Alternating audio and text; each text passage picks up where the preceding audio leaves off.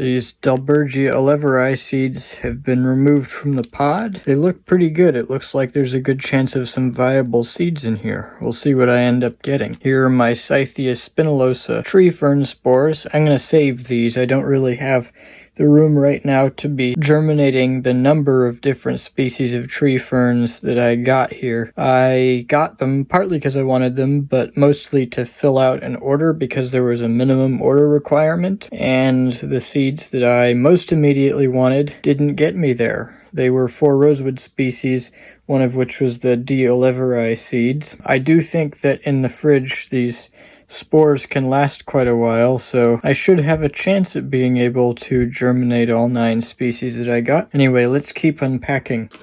The D. latifolia, they didn't remove from the pods, and that's normal. I've bought D. latifolia seeds from other sources, including ones that successfully germinated, and I always received the whole pod and had to remove the seeds myself for quick germination. Not a big deal. With the Dalbergia cochin-chinensis, they did remove it from the pods. I'll have to take a closer look to see what state the seeds are in. It does seem like at least some of them are in good health. I'm especially excited to germinate these. This is one of the more interesting rosewood species that I've had the chance to get seeds of, at least credibly viable seeds.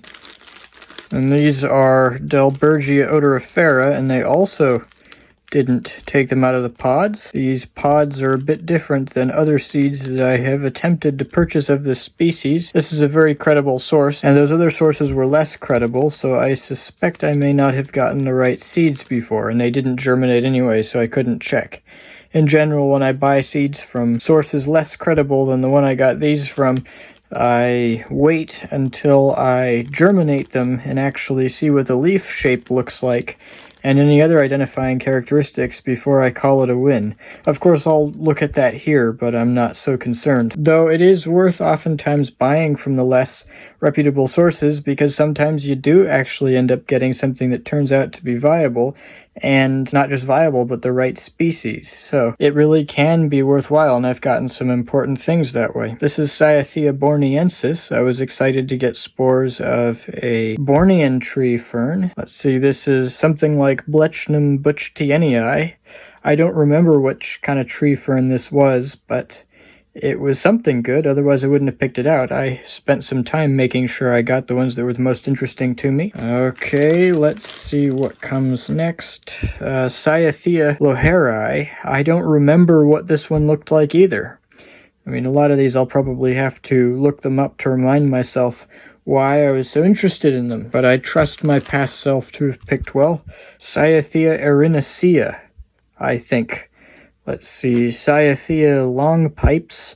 Oh, that one I vaguely remember. Yeah, that was a pretty one. Blechnum auratum. I think this one might have been one of the cycad tree ferns, which I was also quite excited about. It had occurred to me that even in my current situation, I may have room to grow some of these, and the cycad tree ferns were the ones I was most excited about, so I may choose those. Let's see what else is left in here. Oh, there's some underneath too. Oh, Dicksonia fibrosa. You know, I bet that's Blechnum, not Blechnum. Blechnum obtusatum. I don't remember what that one looked like. This one I thought was cool because it's kind of like a fatter, fiberier one of the more common Dicksonia antarctica that you see.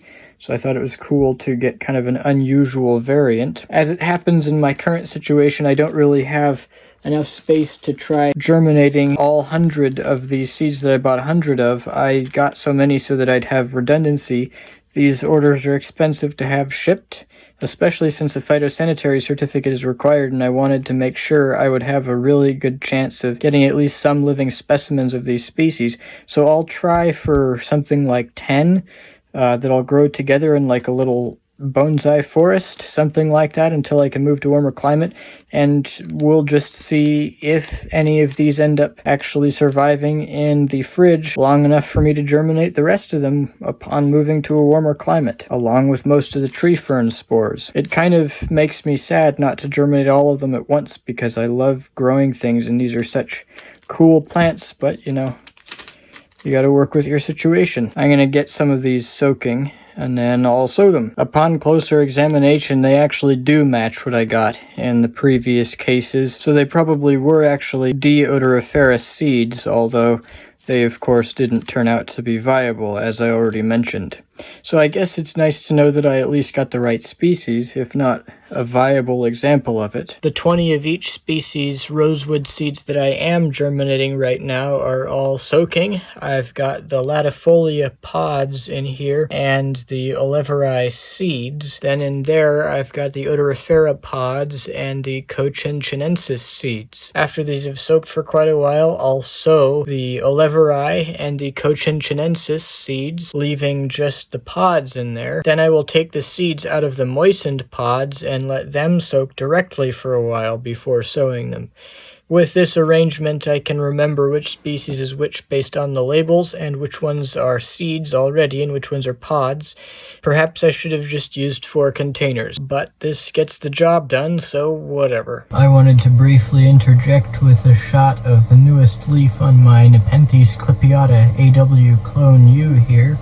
It's the roundest one it's produced so far. That's what the whole plant looks like, in case you're interested. I actually ended up taking the seeds that were still in pods out of pods before sowing the ones that weren't in pods after all. So I did wind up with 4 containers. We've got Dalbergia cochin chinensis, Dalbergia oliveri, Dalbergia odorifera, and Dalbergia latifolia. Siamese rosewood, what I often hear called black rosewood, although it isn't black. Fragrant rosewood, I also hear it called Chinese rosewood, and East Indian rosewood. Let's sow them. I've got them all sown up now. I have between 15 and 20 seeds of each, and at this point all there is to do is wait and see what comes up. From what I saw of the seeds as I sowed them, the oliveri and cochin chinensis look really promising. The latifolia looks fairly promising, and I have no idea for the odorifera, so I guess we'll find out. On another side note, the growth buds at the end of the branches on my West Indies mahogany tree, Swietenia mahogany, are swelling nicely. I should get fresh leaves soon, so I decided to sow some of the tree fern spores of all 9 species, much earlier than I was originally planning to. After doing some more research, it became apparent that I probably could provide adequate growing conditions for them in my apartment, even before moving to a warm climate and having some kind of greenhouse. So while I didn't sow all of them, I'm hedging my bets a little bit. I sowed some of every one of the species. The basic setup here consists of a plastic tub, and then I made some cardboard dividers out of a box that an Encephalartus latifrons seedling came in. Then for drainage, I filled up those compartments partly with wet sphagnum moss, and then put peat-rich potting soil on top and sprinkled tree fern spores of each species, 1 species per compartment, and then one of the compartments doesn't have anything in it, and we'll see after 2 months. Hopefully it won't take more than 2 months, but sometimes it does. We'll see what has come up. Okay, so it's been about 2 weeks. I've got quite a lot of very healthy latifolia growing up here, and Dalbergia odorifera is also doing pretty well. On top of that, I've got my first few oliveris coming up. Now, cochin chinensis has definitely been the slowest. It is the case that I did see 1 seed produce a root, but I disturbed it and it aborted, but that does suggest viability, and looking at the seeds before and after soaking, they definitely looked viable. I do think they're the slowest and most finicky species here. There are still seeds that are almost certainly viable in the soil there that may just take time, but I've also decided to start some more cochin chinensis seeds, this time in damp paper towel under a grow light, in order to try to increase the amount of yield I actually end up getting, and possibly decrease the time that it takes. But overall, it's already proven quite successful with 2 new species in my collection, and then a bunch more latifolia to increase my number of that species past 1, which I have over here. This bigger one right here, which keeps producing gorgeous foliage. So I was going to end at least the substantive portion of the video with that last clip that you saw, and I recorded a separate sign-off clip which turned out to get corrupted. I therefore needed to record another one, and I decided to take the opportunity to show you the seedlings as they are now, because it's been a week or a week and a half since I filmed those. I didn't get to editing them right away. In that time, they have grown leafier, and we have more progress on the oliveri. On this one, you can see the characteristic leaf shape now. It's kind of pretty. Let's see if I can get a better shot of that. There we go. That's that oliveri leaf shape. It'll get more pronounced as the plant grows, of course. Then I've got some Cochinchonensis sproutlings. That one and that one came up from the original planting, and that one came from the ones that I germinated in the paper towel, as did that one and this one, but that one I don't think is going to succeed. I also don't think this one is going to succeed, which also came from the paper towel treatment. I can, of course, just get more of the seeds from the packet that I bought and keep trying until I get the number I want. I might just leave that a lower population density in order to let them get a little bit bigger. Oh, and then of course the odorifera have opened up quite a lot since that clip, and you can see the characteristic odorifera leaf shape. It's really pretty.